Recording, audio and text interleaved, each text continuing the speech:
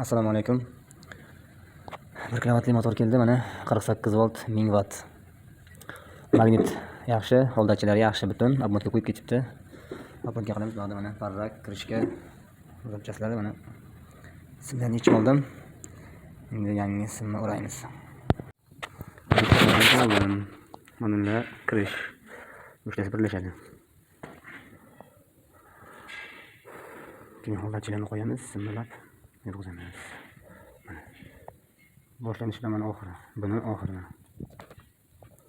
3-fazani oxiri. Uchtasi kirish.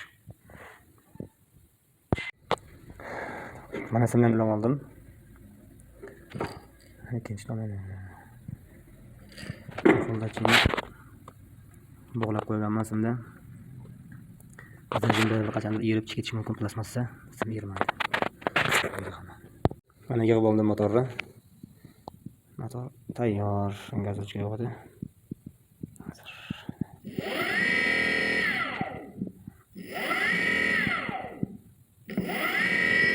36 volt akkumulyator, 350 watt kontroller. Tayyor bo'ldi. Meni ham chiqib ketdi. Xizmatlar bo'lsa aloqa chiqaverasizlar. 1 kilowatt yozgan ekan, aslida 1 kilowatt emas. Kichkina ekan, ozgina kuchaytirdim. O'zinikidan 12 qavat 11 ga tok chiqdi. Men 15 qavat 9 ga qildim. Quvvat ozgina oshgan. Xizmatlar bo'lsa aloqa chiqaverasizlar. Manzil Namangan shahar, Promzona.